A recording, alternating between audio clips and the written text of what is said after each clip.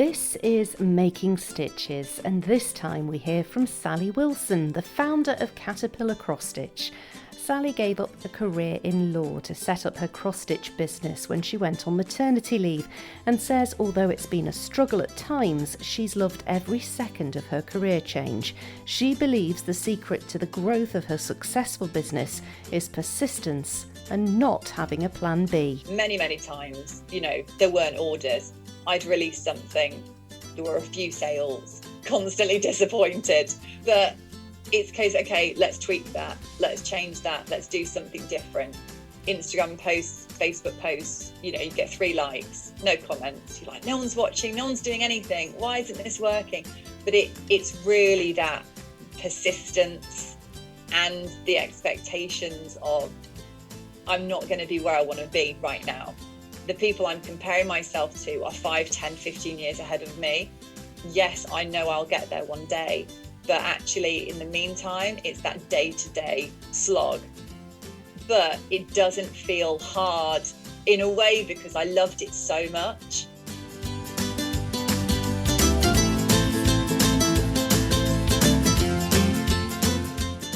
Hello and welcome to Making Stitches podcast. I'm Lindsay and I'm so happy to have your company today as I share yet another inspiring maker story with you. From crochet last time to cross stitch today, one thing that always inspires me is hearing about the struggles so many makers go through to find the path of life that's true to them and what makes them truly happy.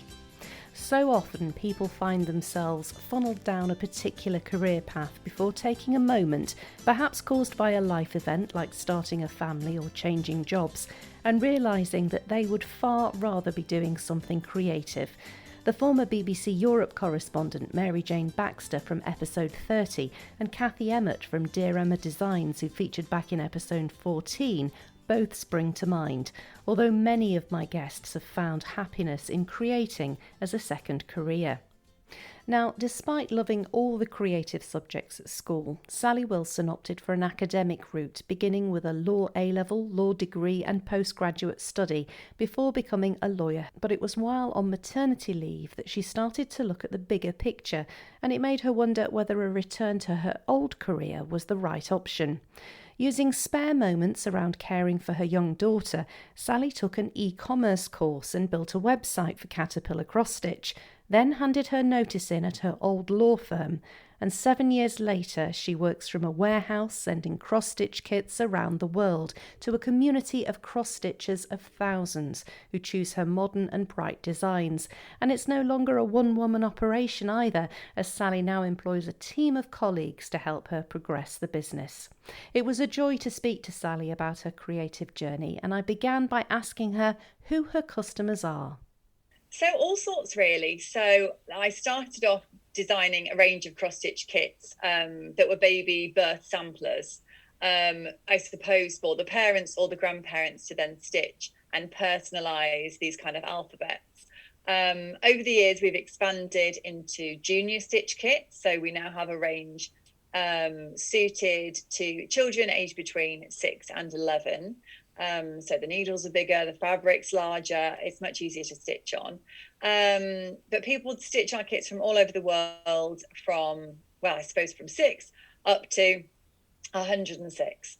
So yes, anyone who loves anything sort of modern, bright, and just really fun and joyful to create.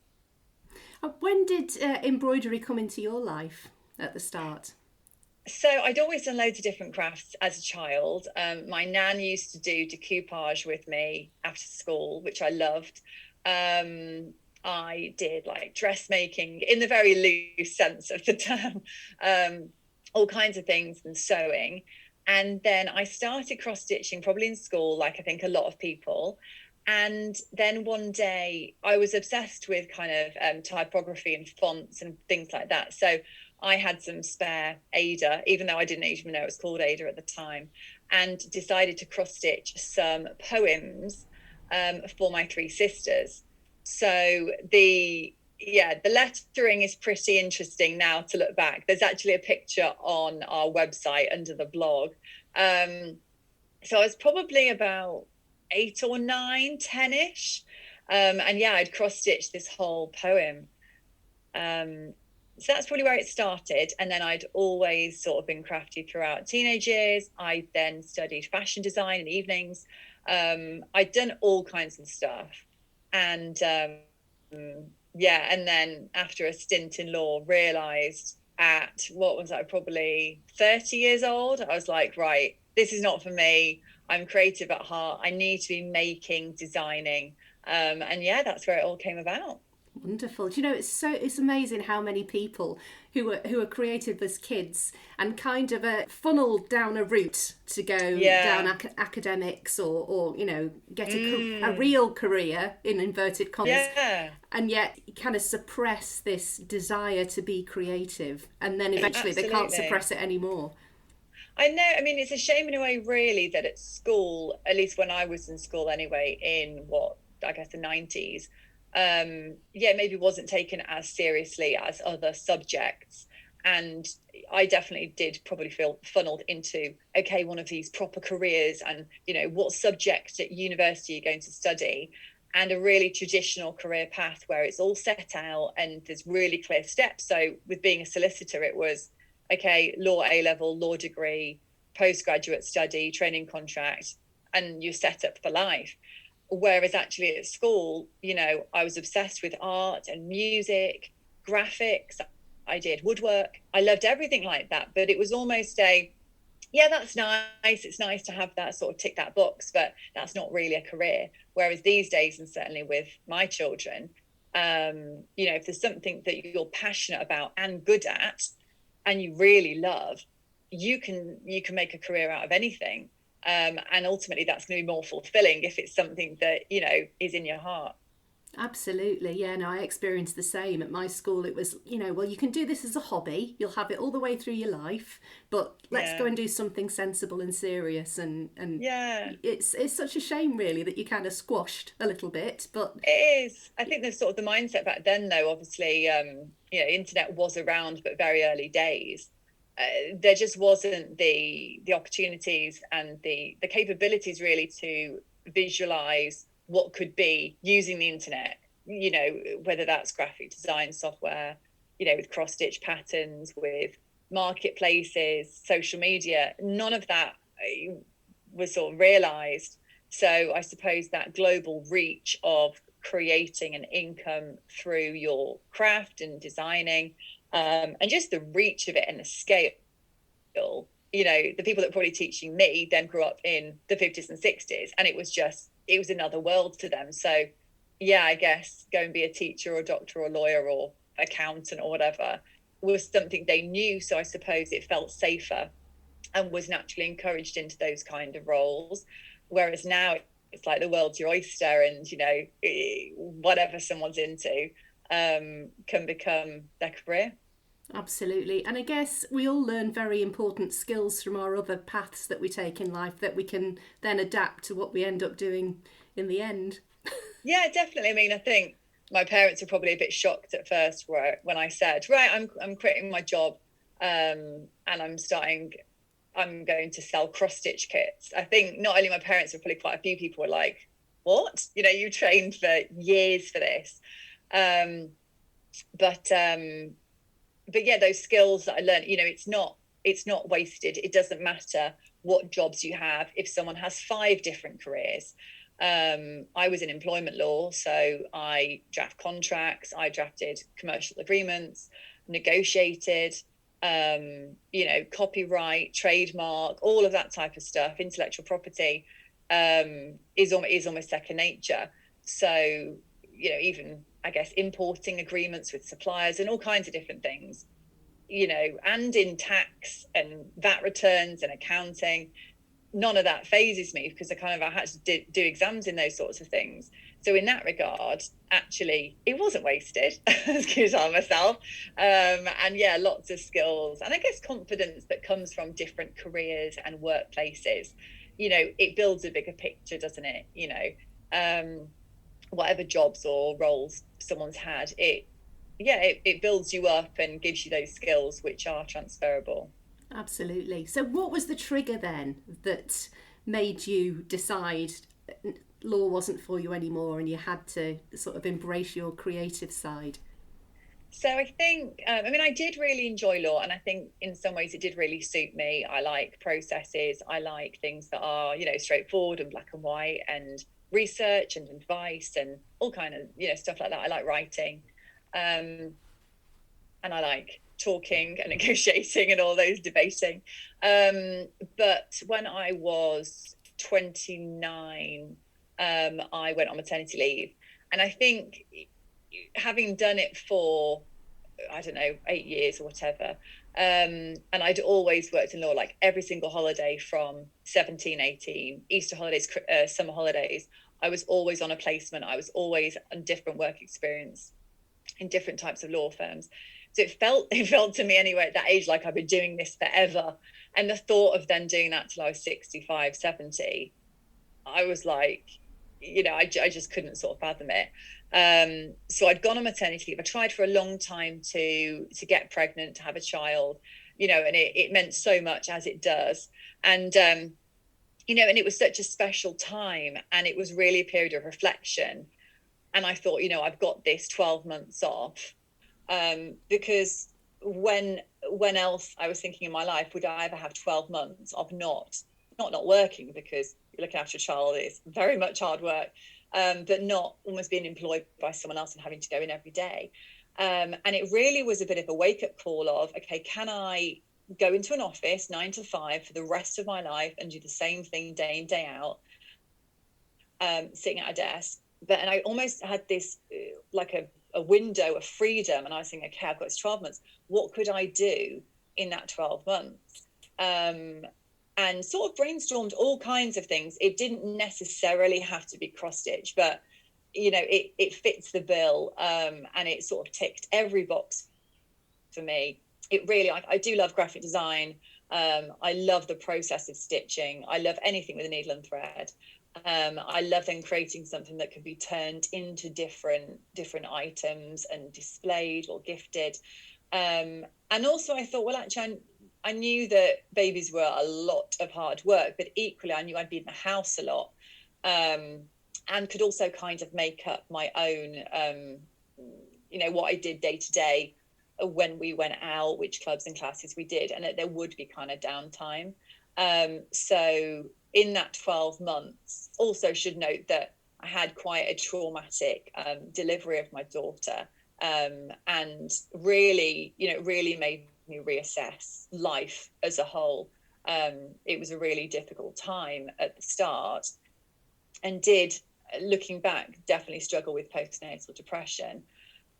And I think it just really made me sort of reassess my life as a whole as, do you know what, life's too short. What is it that makes you happy, and what can I give back to the world? What skills do I have that I can share with other people? So I spent those 12 months, I did an e-commerce course specifically about niche businesses. So it could be anything. And there wasn't many of us on this course because it was quite new. And people created all kinds of different products. So it was really exciting to be a part of that group of creatives. And I've narrowed it down to cross stitch in particular. And then just spent those 12 months on maternity leave, creating the website, designing that first range, sourcing the supplies, creating all the social media channels, creating YouTube videos, drafting blog posts, designing the packaging, doing everything. And so by the end of the 12 months, I, went back to the office and said, listen, I'm not coming back. And I think, friends and family and previous colleagues thought, oh, she's not going to work, in inverted commas, or this will be a hobby, and, all those sorts of thoughts. But it worked out really well because it was almost my second baby at the time. And by this point, I was then pregnant with our second child. So it was like I had these 3 babies, and, I was nurturing them all at the same time. But kind of the business at the start, it wasn't easy. It was slow. There weren't many orders. It was a real uphill battle. But I had all this time with the children, and I was at home all day long and could do, take them to the park and clubs and classes and be there for everything. And then I'd do a couple of hours in the evening. And then as they needed me less, the business needed me more. So actually, by the time they were 3, 4 in preschool, I had more time on the business, and it almost like it just worked really well, that push and pull. And then when they were both in school, that's when I started working, 5 days a week in the school hours, and yeah, it just sort of went from there, really. You said it was quite slow to start with, which I guess was good in a way because you had your hands full away from the business in every sense of the word. But how did you cope with that? Because I think a lot of people, when they're setting out themselves on a creative business, it's a one-person operation, and it's kind of you against the world. How did you keep going and, knowing this is what I need to do, and actually being able to see it through? I think for me, I didn't have a plan B. So I tend to work quite well under pressure. And a bit like that episode of Friends where Chandler's, I think he's like trying to quit his job and they're saying, don't have a plan B. There was no backup. There were no alternatives. I'd left law. This was it. I didn't have a choice. So, yeah, I mean, the first couple of years are horrendously difficult, both in terms of the practicalities of running a business and having other challenges and demands, but also mentally in terms of imposter syndrome and self-doubt and thinking, oh, this will never work. I've had no orders for a month. What am I doing? I'm not trained in this. I should just stick to what I know, stay in your lane. But there was no alternative. So on those days when you feel like giving up, it's just a case of getting through the day, having that resilience. And I think that laser focus on even a 3-year plan, a 5-year plan of so clear visualization of this is what I am creating, and I am not going to stop until I get there. Because some people go, oh, how did you stay positive? Well, I didn't. I felt like giving up every day. I cried all the time. I still do sometimes. It's the hardest thing I've ever done, but the most rewarding. But people don't see that stuff behind the scenes of these problems that happen day in, day out. An order will be wrong. Royal Mail have messed something up. Something's faulty. Something just, these other people that you sort of work with, suppliers or whatever it might be, you can't control everything. And it's literally just a case of getting your head down, staying focused and pushing through every single day, finding a solution. And just focusing on the long game. I think many times, there weren't orders. I'd release something, there were a few sales, constantly disappointed. But it's a case, okay, let's tweak that. Let's change that. Let's do something different. Instagram posts, Facebook posts, you get 3 likes, no comments. You're like, no one's watching, no one's doing anything. Why isn't this working? But it's really that persistence and the expectations of I'm not going to be where I want to be right now. The people I'm comparing myself to are 5, 10, 15 years ahead of me. Yes, I know I'll get there one day, but actually in the meantime, it's that day-to-day slog. But it doesn't feel hard in a way because I loved it so much. Whereas I think when you're working for somebody else, or you're working in a niche or a sector that isn't naturally suited to you, it feels hard all the time. This was hard, but in a fun way. Hard, but in I really don't mind staying up till 3 a.m. to edit this YouTube video, to finish this design, to do this newsletter. I didn't mind because it was mine and I loved every single thing about it. Oh, that's lovely to hear. And now, of course, you're in your own warehouse. You've got staff, and you're well down the road. I guess I wonder what your previous self would have said. Just keep going because it's worth it in the end. Yeah, absolutely. I mean, it's hard to now look back and think what were my expectations or plans. I definitely remember at the start thinking, okay, I've got 2 children. They weren't really in nursery, but I thought they'll go at some point, even if it's like a day a week or something. And I remember thinking, if I can earn my previous salary or my part-time salary, let's say, less nursery fees, they would have had to have gone 8 till 6 for me to have been able to work 9 to 5 in an office half an hour away.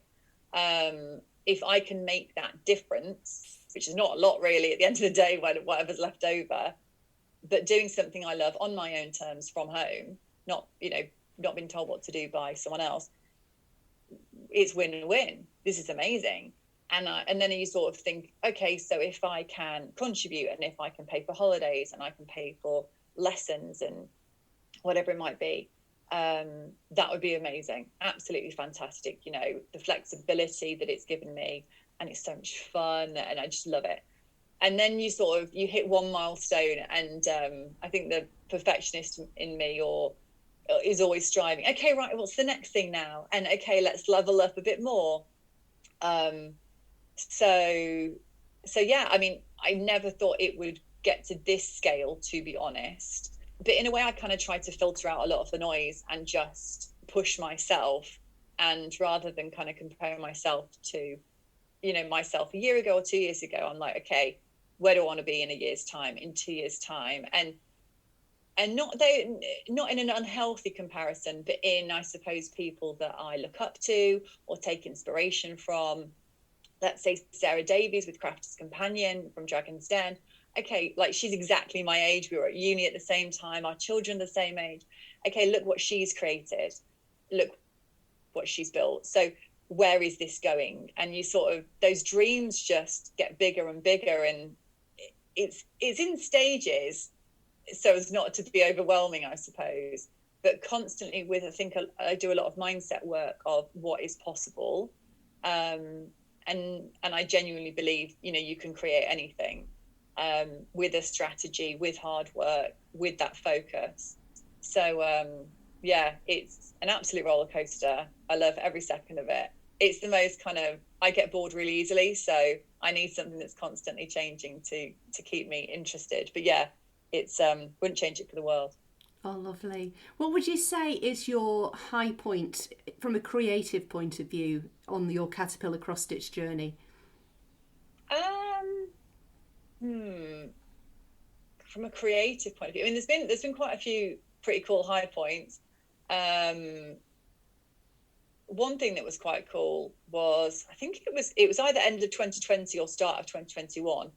I got an email from a celebrity who was like, I really want to cross stitch, can you teach me? Which I thought was a bit of a joke. I was like, this isn't real. On Instagram, actually. But I thought, you never know, let's go with it. And I was like, yeah, that's absolutely fine. I will do a cross stitch class for you anytime.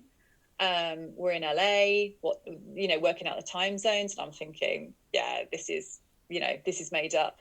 And anyway, and then it was like on a Saturday night, I think it was my Saturday night, sort of 11 p.m. or something, I'm doing this Zoom cross stitch class with one of my childhood, like, not necessarily like idols, but someone like you grow up watching, every day.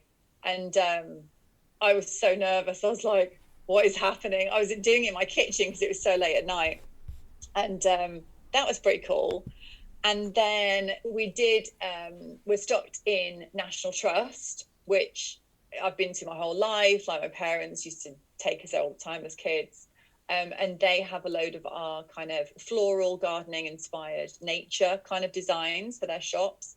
What else has been pretty cool? So working with formerly Hachanda, which is now called the Craft Store or Create and Craft, on the TV shopping channel. That's been really cool.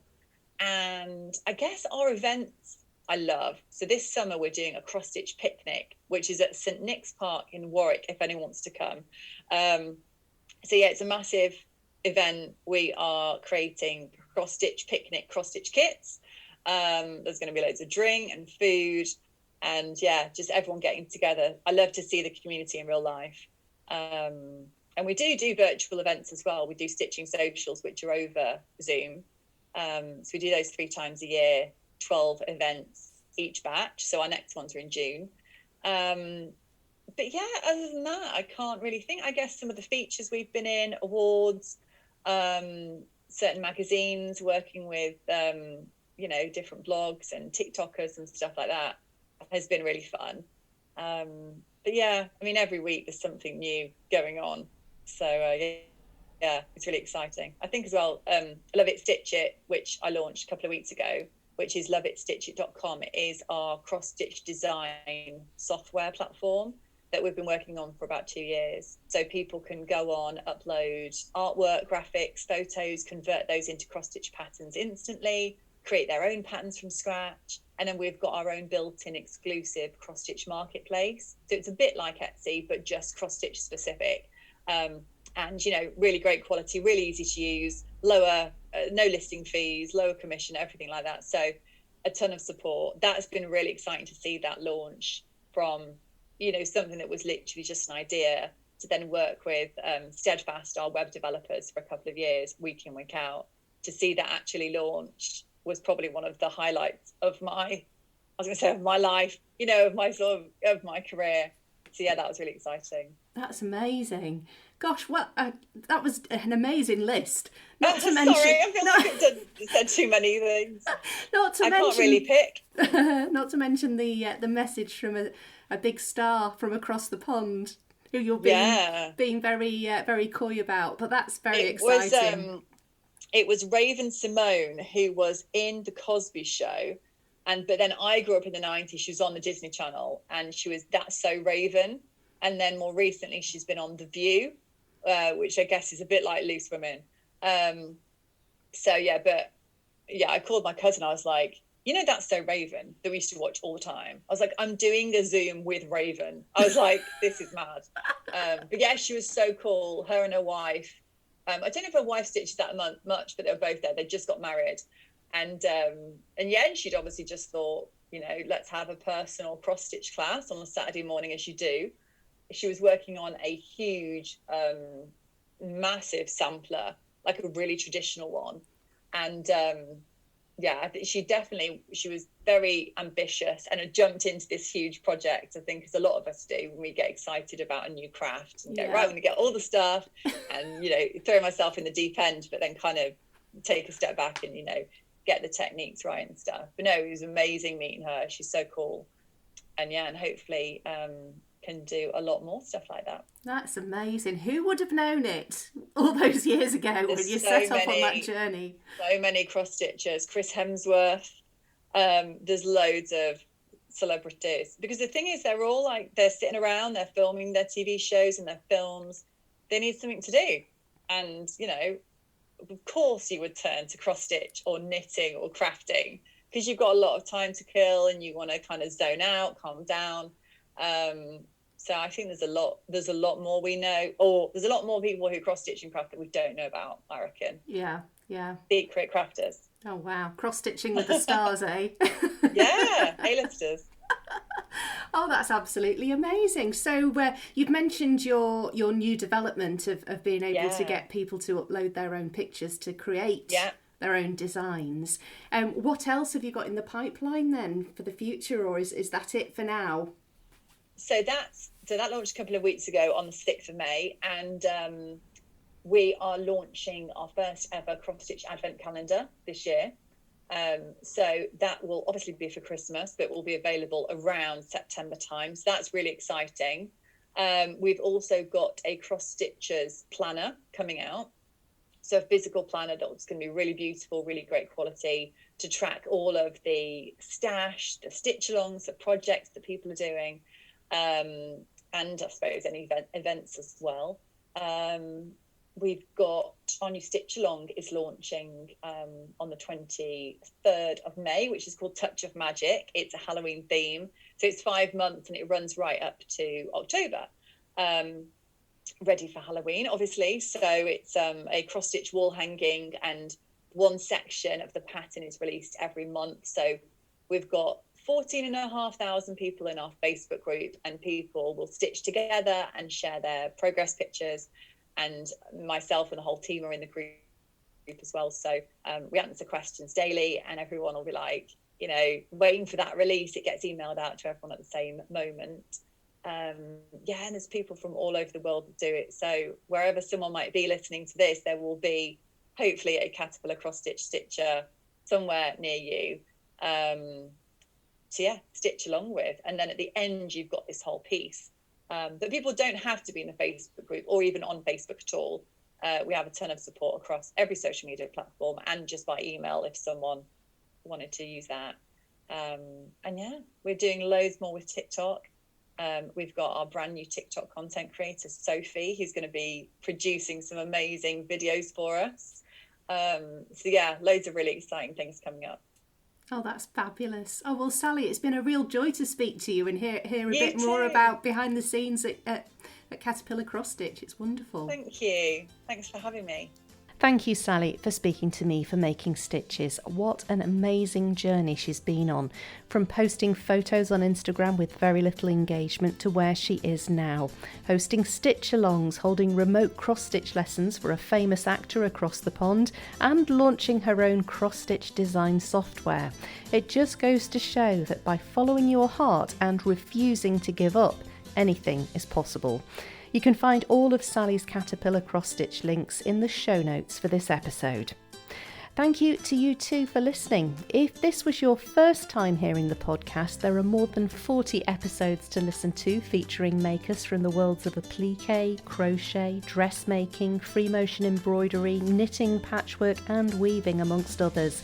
Just subscribe to Making Stitches in your favourite podcast app and you'll be able to find the full back catalogue there, as well as get the next episode downloaded as soon as it's published. And while you're there, it would be fabulous if you could rate and review the podcast as well too, please. To keep up to date with all the latest Making Stitches news, you can subscribe to the Making Stitches email newsletter. A link to that is in the show notes too. That's all for this time. I'll be back again in 2 weeks' time with another inspiring maker story for you. Until then though, do stay safe and enjoy your crafting.